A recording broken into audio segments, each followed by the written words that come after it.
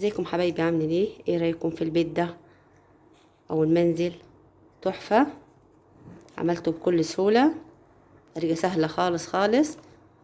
بصوا،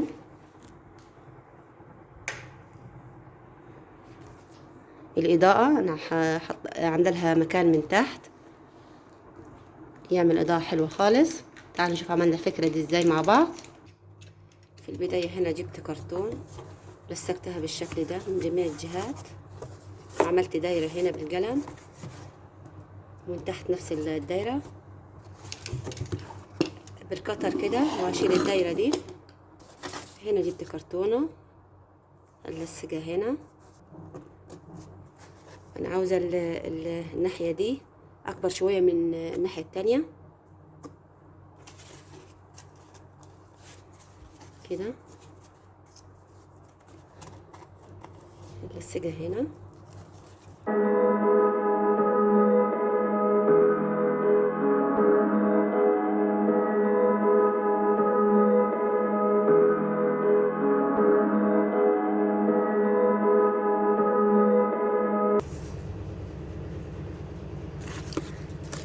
هنا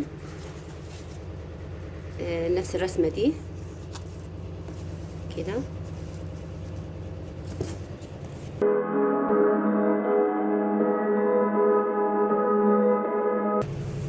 بالشكل ده. هنا جبت كرتونه قصيتها بالشكل ده.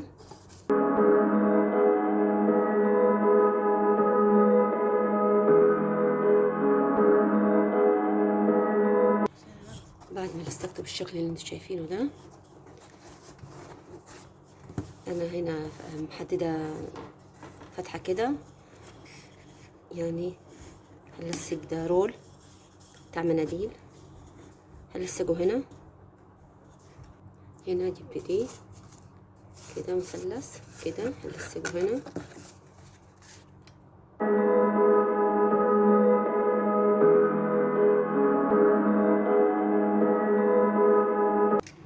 هنا هفتح فتحة بسيطة كده.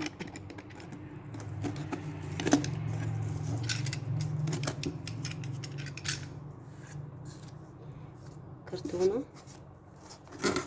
قصيتها بالشكل ده.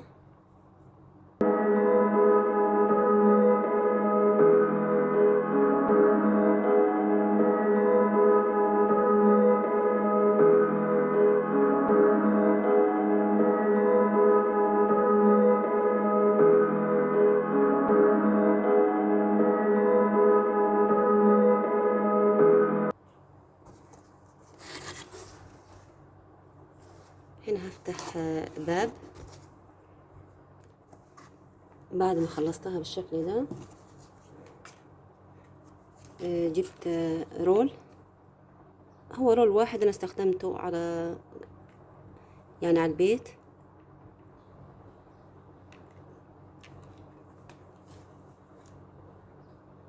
كده.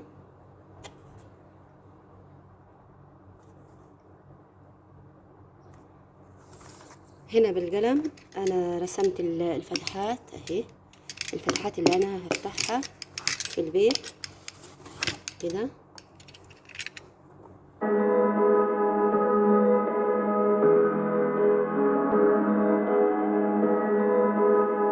بعد ما خلصته بالشكل ده، هنا عملت نص دايرة، عملتها زي قرطاس كده.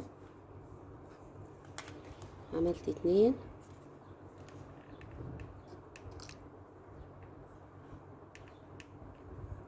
كده. دي من جلف الكتاب عشان تبقى سهلة معاكي انت بتعمليها، مش زي الكرتونة اهي.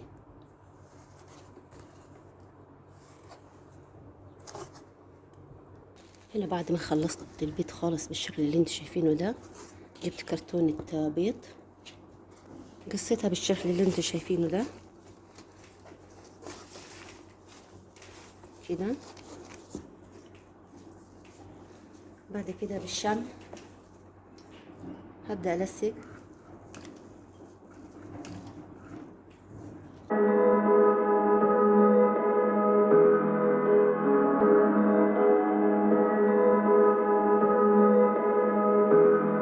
بالشكل ده. كل اتنين في النص هنا واحدة، اتنين في النص واحدة زي كده، تديني الشكل ده.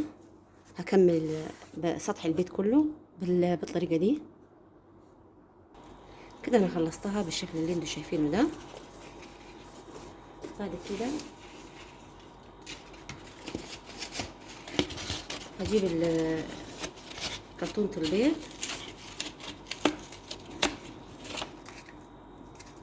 كده،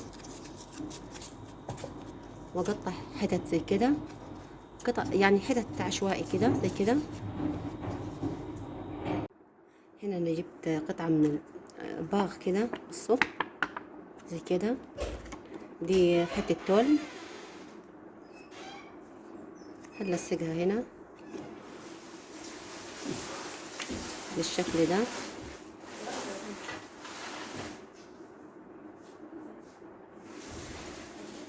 كده.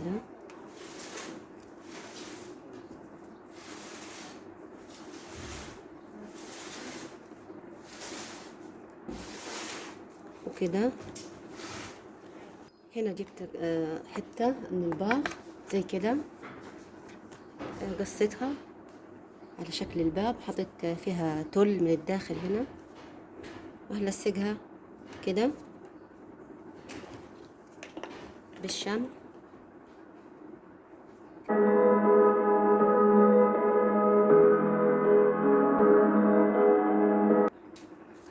هنا جبت زيها كده في النص كده بالشمع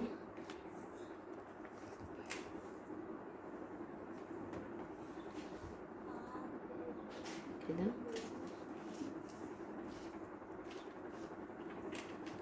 والتانية نفس الفكرة، والزايدة قصه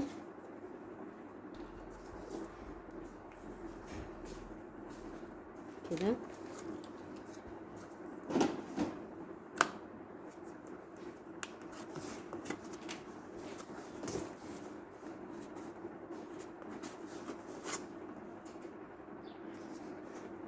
بالشكل اللي انتوا شايفينه ده اهو. بعد كده جبت الكرتونة البيضة اللي قطعتها اللي قلت لكم عليها، ده غيره. انا حاطه له ميه، بصوا زي ده ميه كده. وهبدأ احط الكرتونة البيض كده ونلصق. هغلف البيت كله بالكامل كده.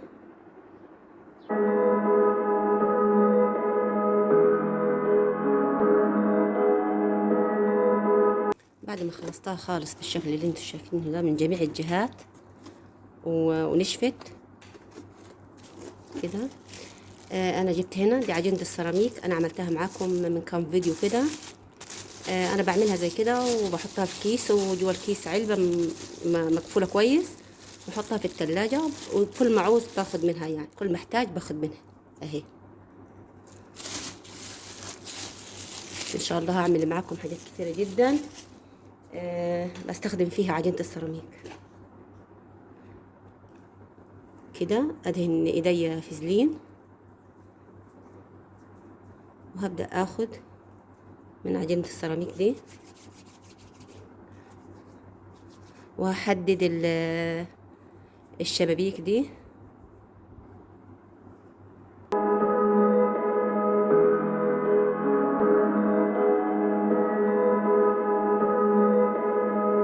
بعد ما خلصتها بالشكل ده. باي حاجة معاكي زي كده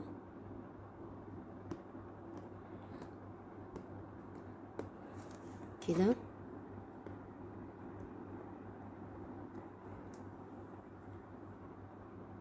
بعد كده هعمل معجنة السيراميك كده.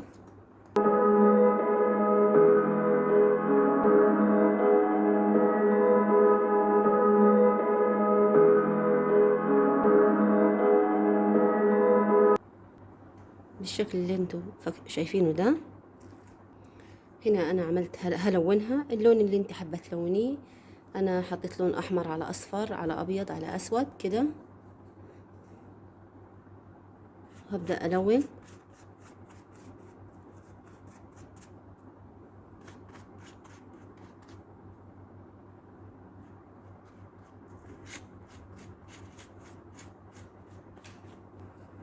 طبعا الالوان دي على حسب ما انت حابه تلوني.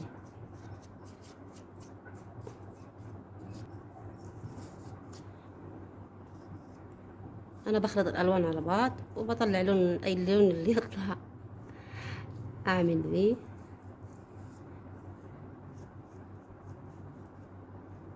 تغيير يعني.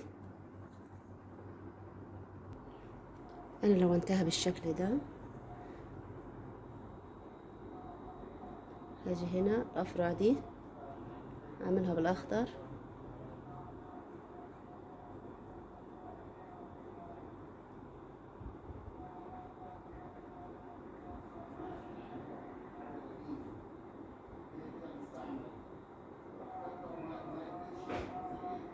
كده.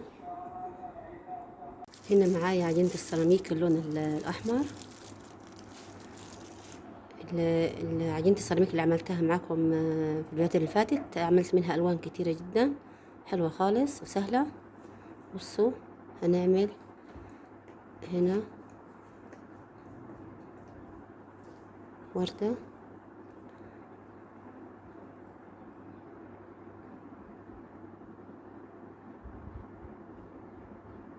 اهي كده. وهبدأ بالشمع او بالغرة، وهلصق الورد هنا